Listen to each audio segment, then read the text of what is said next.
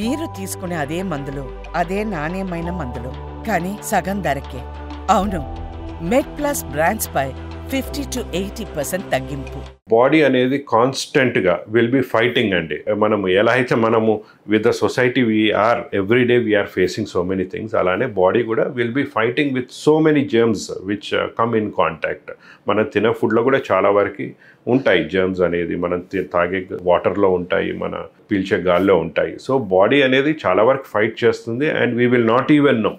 So అది ఆ balance అనేది అవుట్ అయినప్పుడే మనకి ఫీవరే కానీ ఇన్ఫెక్షనే కానీ, అంటే ఇప్పుడు మనం చూస్తాం వైరల్ అందరిలో ఎక్కువగా, అంటే అట్మాస్ఫియర్లో ఎక్కువగా ఉంది మనకు కోవిడ్ వచ్చిన టైంలో. సో అప్పుడు వైరస్ అనేది ఎయిర్లో ఎక్కువగా ఉన్నప్పుడు our body was not able to fight so much. So అందుకనే మనకు ఆ ఇన్ఫెక్షన్స్ వచ్చాయి.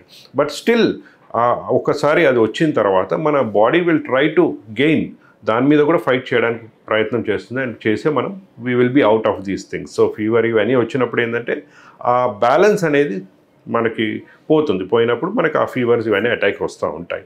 So immunity is always important అండి.